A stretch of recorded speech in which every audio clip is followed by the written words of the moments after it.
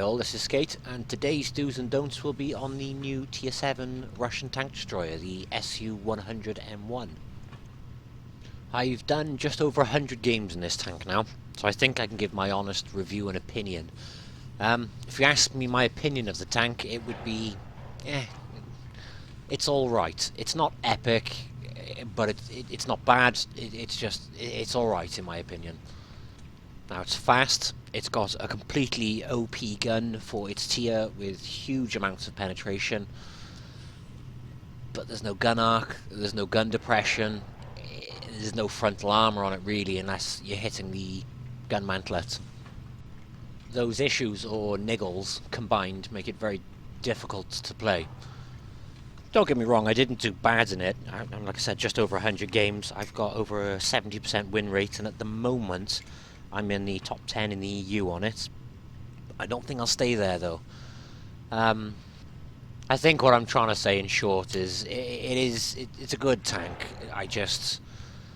There was nothing super exciting or one specific trait or talent it had. I think my playstyle by the end of playing this tank pretty much turned into drive-by shootings. I'd literally go in full speed, pull the trigger and run off. If it had just a few degrees of gun depression or even just a few degrees more gun arc, I think it'll probably turn the tank a bit OP actually. But what I can say on the new line, this is in my opinion the weakest per tier in comparison to the other three. So the only way is up, which is always a good thing. Anyway, that's just my opinions. Obviously everyone will form their own. So diving straight in on it. First thing I would say you want to do on a modules front is make sure you've got the tracks and the engines unlocked first. All the guns on this tank are good, and although the tier 9 and the tier 8 you don't need to research to get to the next tank, you want to. As at tier 7, like I said, they are OP, but they're pointless without the speed and maneuverability to use them. Effectively, without the engine and the tracks, and if you went for the gun first, you've turned yourself into a prettier tier 7 Churchill gun carrier. That's pre-buff too.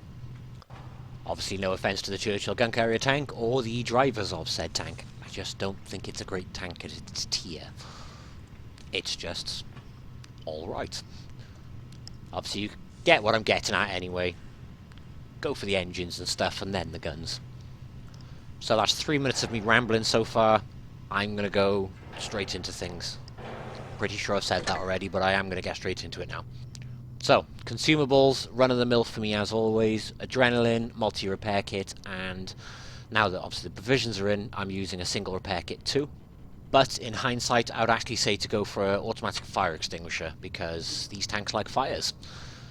Provisions, I only run extra combat rations and condensed milk.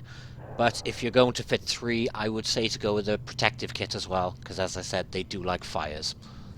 That's the same throughout the line actually. If you get shot in the front lower plate, they get set on fire.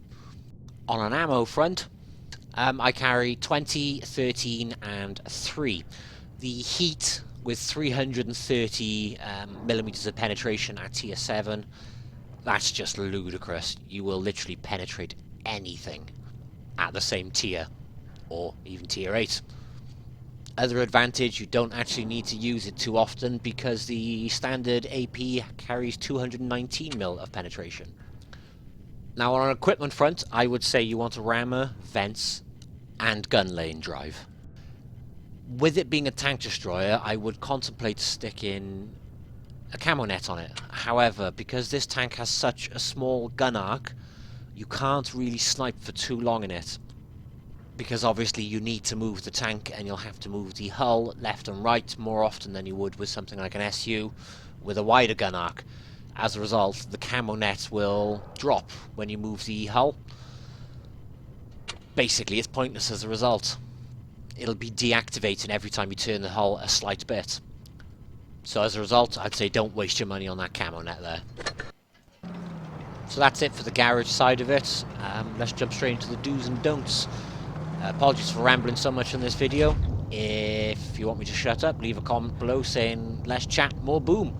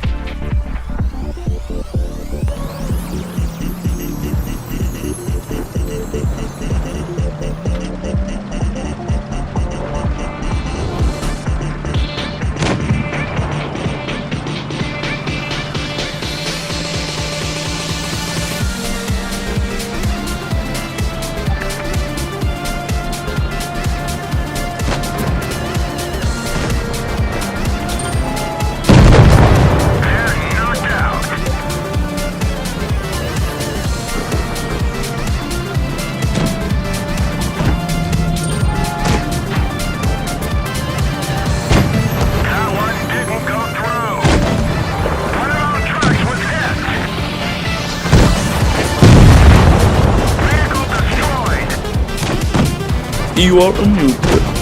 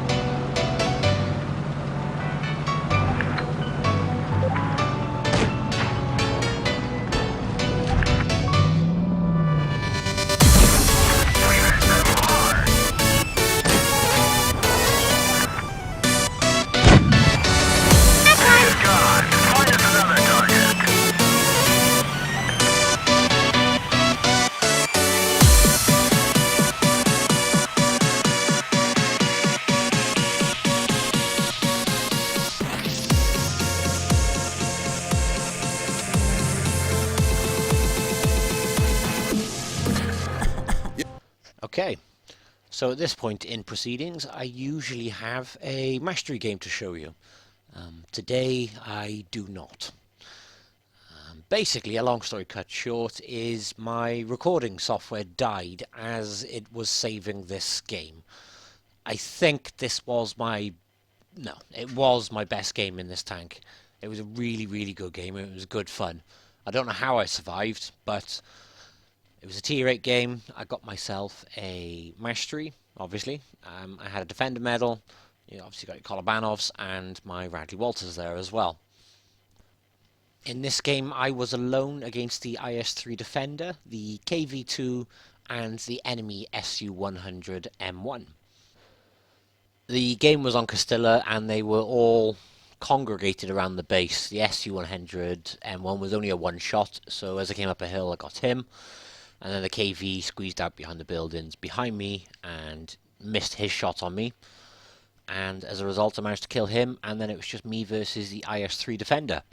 Like I said, I don't know how I survived, and I don't know how many bounced so many shots in this game, but I did. I wish I could have showed you this game, and I'm sorry I can't, and I promise I will make it up to you in the next video. Instead, I was going through my replays, and I was trying to find a fun one or an interesting one to watch. So the game I've lined up instead for you is a game where I am platooned with my good friend Huey in his Su100m1, and the pair of us pretty much go around, and it's quite aggressive gameplay actually, but we kill all the tanks. So again, I am sorry I can't show you this game. Like I said, I am genuinely gutted, but obviously I hope this other game will make up for it. Like I said, it is fun to watch. Like I said, I found it fun to watch anyway. And like I said, I'll make it up in the next video. Yeah. Go get him! Yeah.